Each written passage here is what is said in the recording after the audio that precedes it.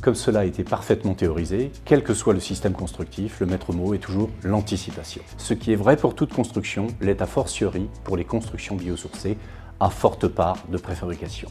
À ce titre, il semble particulièrement capital de s'entourer le plus tôt possible d'acteurs tels que chronologiquement des AMO maîtrisant la construction tout corps d'état mobilisant les matériaux biosourcés, des contrôleurs techniques de la construction et des maîtres d'œuvre rompus à ces savoir-faire spécifiques. Il est en outre particulièrement pertinent d'adopter des voies de contractualisation pour s'associer tôt dans les processus les compétences précieuses des entreprises, notamment en termes de rationalisation, de méthodologie de chantier et de consolidation économique des choix.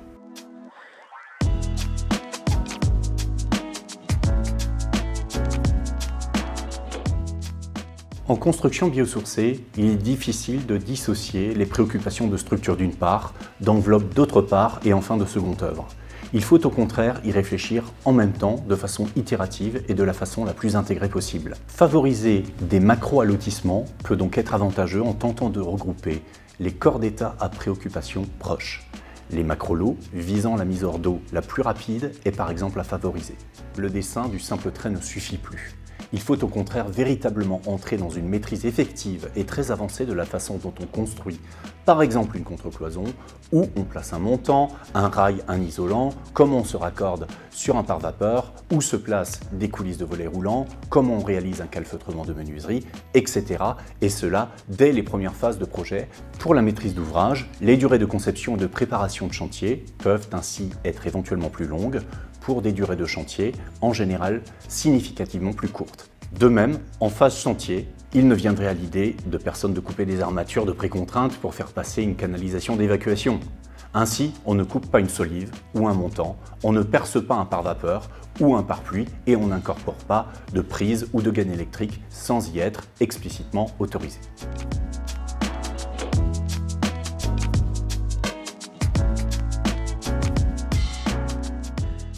En phase de chantier, une bonne gestion de l'humidité et du risque incendie doivent par exemple être prises en considération. Pour ce qui concerne l'humidité, celle-ci peut provenir de façon exogène via les intempéries connues pendant la phase travaux, mais aussi de façon endogène via l'assèchement des ouvrages de la filière humide, souvent associés en mixité. Deux grandes notions de bon sens permettent de se prémunir des effets délétères de ces deux phénomènes, la protection et l'aération. Le chauffage sans déshumidification est par exemple absolument à proscrire.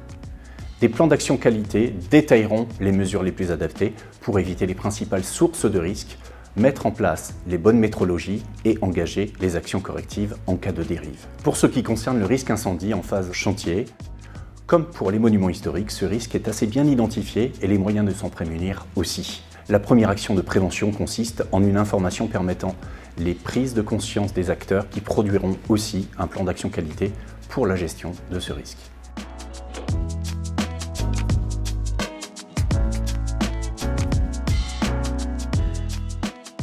L'innovation sur une opération biosourcée se maîtrise comme sur toute opération, c'est-à-dire qu'avant de retenir une solution, il convient premièrement de vérifier si celle-ci trouve bien un référentiel technique et réglementaire pour l'accueillir. Les filières biosourcées ayant intensément travaillé depuis une quinzaine d'années pour la reconnaissance de leurs procédés, de nombreuses applications sont reconnues dans cette catégorie.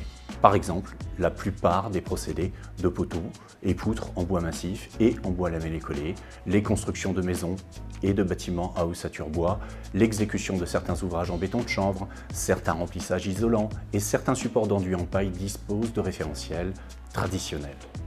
A contrario, si la solution que l'on souhaite retenir n'est pas visée par un référentiel traditionnel, mais qu'elle est préalablement visée par un avis technique ou un document technique d'application figurant sur la liste verte de la commission prévention produits ou une index de CARA favorable exploitable, alors le procédé est innovant et il est relativement facilement utilisable dans la mesure où celui-ci est reconnu en technique courante d'un point de vue assurantiel. Dans tous les autres cas, on est en face d'une innovation qui appelle impérativement un besoin d'évaluation préalable et spécifique pour être prescrite et mise en œuvre. On précise que ce besoin d'évaluation peut être appelé pour le procédé biosourcé lui-même, mais aussi pour tout autre procédé, biosourcé ou non, qui serait par exemple placé sur un support hors du domaine d'emploi de son référentiel.